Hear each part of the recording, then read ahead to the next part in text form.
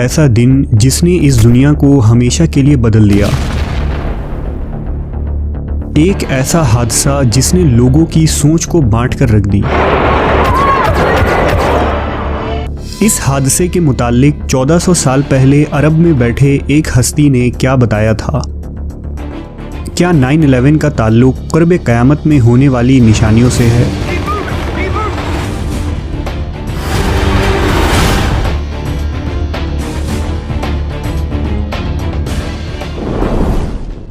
क़यामत का दिन बरहक है, ख्वाह कोई माने या ना माने। तमाम मुसलमानों का ईमान है कि इंसान और हैवान, ज़मीन और आसमान समेत सारा जहां और इस कायनात की हर चीज़ एक दिन फ़ना हो जाएगी। सिर्फ अल्लाह की ज़ात बाकी रहेगी, जिसे क़यामत कहते हैं। जब दुनिया की उम्र पूरी हो जाएगी तो ये फ़ना होगी और उस वक्त अल्लाह के सिवा कोई बाकी न रहेगा। क़यामत किस वक्त आएगी और इस आलम दुनिया का मुकम्मल ख़ात्मा कब होगा, इसका इल्म अल्लाह रब्बुल इज़्ज़त के अलावा किसी को भी नहीं है। अलबत्ता अल्लाह ने अपने आखिरी नबी मोहम्मद रसूलुल्लाह सल्लल्लाहु अलैहि वसल्लम को इसकी बहुत सारी इलामतों और निशानियों से आगाह कर दिया था, जिसे हुजूर ने अल्लाह के हुक्म से इस उम्मत तक पहुँचा दिया। लिहाजा वो वाक़यात और अहवाल जो क़यामत से क़बल होने वाली हैं, हुजूर ने उन्हें नहायत ही तफसील और खुले अल्फाज में बताया, ताकि उम्मत का हर तबका क़यामत से डरता रहे और क़यामत आने से पहले ही आमाल सालेह के ज़रिया उस दिन की भयानक होलनाकियों और हलाकत खेज़ों से बचाव का सामान फराहिम कर ले। मगरबी दुनिया में क़यामत का ज़हूर साल 2012 का एक मशहूर मौजू था। इंटरनेट पर हज़ारों वेबसाइट्स और सैकड़ों किताबें इस पर लिखी जा चुकी हैं। यहाँ तक कि दिसंबर 2012 में क़यामत की मंजरकशी पर बनने वाली एक फ़िल्म ने $770 मिलियन का रिकॉर्ड बिजनेस भी किया। बहुत सी वेबसाइट्स पर काम डाउन मीटर भी लगे हैं, जो क़यामत की आमद में बाकी लम्हात की गिनती पेश कर रही होती हैं। कदीम माया तहज़ीब और अमरीकी खिलाई अदारा नासा के साइंसदानों ने भी आने वाले सालों को दुनिया के लिए ख़तरनाक करार दिया है। लिहाजा मगरिबी तालीम याफ्ता मुसलमान अक्सर इस तरह के तज्ज़ियों और पेशन गोइयों से मुतासिर होकर परेशान हो जाते हैं, जबकि कुरान मजीद और हुजूर पाक के इरशादात में क़यामत की तमाम छोटी बड़ी निशानियों को तफसीली बयान किया गया है, जिन अलामात के ज़हूर के बाद ही क़यामत आएगी। उन अलामात, निशानियों और फितनों में एक फ़ितना अल दुहैमा है, जिसे अहादीस के किताबों में यूँ रिवायत किया गया है। हज़रत इब्ने उमर कहते हैं कि एक दिन हम नबी सल्लल्लाहु अलैहि वसल्लम की मजलिस मुबारक में बैठे हुए थे कि हुजूर ने आखिरी ज़माना में ज़ाहिर होने वाले फ़ितनों का ज़िक्र शुरू फरमाया और बहुत सारे फ़ितनों को बयान किया, यहाँ तक कि फ़ितना अहलास का ज़िक्र फरमाया। एक शख्स ने पूछा कि अहलास का फ़ितना क्या है? इस पर हुजूर ने फरमाया, वो भागना और माल का नाहक लेना है। यानी इस फ़ितने की सूरत में ये होगा कि लोग आपस में सख्त बुग़्ज़ व अदावत रखने और बाहमी नफ़रत और दुश्मनी की वजह से एक दूसरे से भागेंगे। कोई किसी की सूरत देखने और किसी के साथ नबाह करने का रवादार नहीं होगा और दूसरों के माल को ज़बरदस्ती छीन लेने और एक दूसरे को हड़प कर लेने का बाजार गर्म होगा। और फिर सिर्रा का फ़ितना होगा। इस फ़ितना की तारीकी और तबाही उस शख्स के कदमों के नीचे से निकलेगी। यानी इस फ़ितने का बानी वो शख्स होगा जो मेरे अहले बैत से होगा। उस शख्स का गुमान तो ये होगा कि वो फ़ेल व किरदार के एतबार से मेरे अहले बैत में से है, मगर फ़ेल व किरदार के एतबार से मेरे दोस्त और मेरे अपने तो वही लोग हो सकते हैं जो परहेज़गार हों। फिर इस फितने के बाद लोग ऐसे शख्स की बैत पर इत्तफाक करेंगे जिसके पसली के ऊपर कोले के मानिंद बना होगा।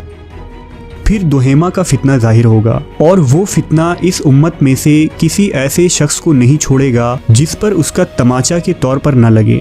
यानी उम्मत का हर शख्स उसके बुरे असरात से और नुकसान में मुब्तला होगा। और जब कहा जाएगा कि ये फितना ख़त्म हो गया तो उसकी मुद्दत कुछ और बढ़ जाएगी।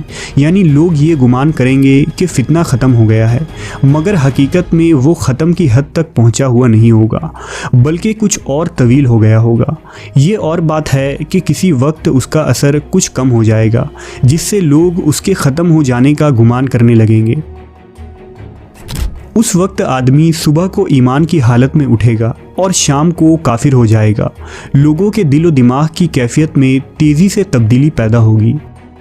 एक शख्स सुबह को उठेगा तो उसका ईमान और अकीदा पुख्ता एतमाद का हामिल होगा कि किसी मुसलमान भाई का खून बहाना या उसकी आबरू रेज़ी करना और उसके मालो असबाब को हड़प करना बिल्कुल हलाल नहीं है।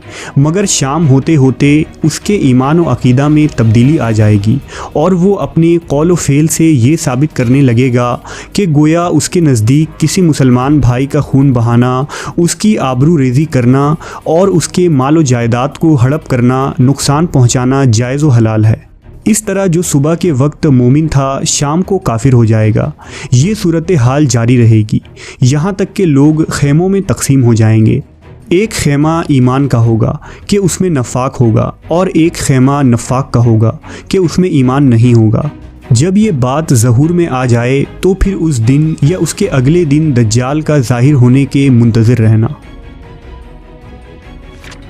इस तवील अहदीस मुबारका में जिस फितने का जिक्र हुआ है उसे दुहेमा कहते हैं, जो दज्जाल के ज़हूर से पहले फैलेगा। दरअसल लफ्ज़ दुहेमा के माने सयाही और तारीकी अंधेरे के हैं, क्योंकि वो अपने असरात के काली अंधेरों और कत्ल खून रेज़ी की शिद्दत के एतबार से एक सयाह और तारीक रात की मानिंद होगा। लोगों के दो खेमे में बढ़ जाने का मतलब बाज़ उलमा ने ये लिखा है कि उस दौर में लोग दो ग्रोह यानी ग्रुप्स में तकसीम हो जाएंगे, जबकि बाज़ मुहद्दिसीन ने लिखा कि खेमों से मुराद शहर या दो मुल्क हैं, यानी एक शहर ईमान वालों का और एक शहर काफिर व मुनाफिक का होगा।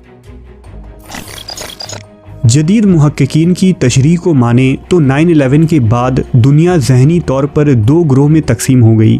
दरअसल सितंबर 2001 में अमेरिका और उसके मगरबी इत्तहादियों ने दहशत गर्दी को ख़त्म करने के नाम पर एक जंग बर्पा की, जो दरअसल आलम इस्लाम के ख़िलाफ़ जंग थी। अमेरिका ने अल-कायदा को 9/11 का मुजरिम करार देकर ऐलान जंग किया और मुस्लिम मुल्कों पर फ़ौज कशी कर दी, जिसका नतीजा ये हुआ कि शाम, इराक़ और अफ़गानिस्तान के हज़ारों मजलूम मुसलमान भी मारे गए और मुसलमानों को दहशत गर्द करार देकर उल्टा इस्लाम को ही बदनाम किया गया। 9/11 वही वाक़या था जिसके मुताल्लिक नबी सल्लल्लाहु अलैहि वसल्लम ने 1400 साल पहले इस उम्मत को आगाह कर दिया था, क्योंकि इस हमले के बाद दुनिया दो खेमों में बढ़ गई थी और लोगों की सोच बदल गई। जैसा कि एक ग्रोह मुसलमानों को दहशत गर्द करार देने लगे, जबकि खुद इस उम्मत के अंदर एक जमात ऐसी पैदा हो गई जिन्होंने मगरिबी ताकतों का साथ दिया और मुसलमानों को दुनिया की रंगीनी और मादियत परस्ती के पीछे लगा दिया। लिहाजा शायद ये वही फितना है जिसे हुजूर पाक सल्लल्लाहु अलैहि वसल्लम ने फितने दुहेमा कहा था, और वो वक्त करीब है जब अल्लाह तबारक व ताला इस दो खेमों को मज़ीद वाज़ह कर देगा और ईमान वालों को काफिरों से बिल्कुल अलग करेगा।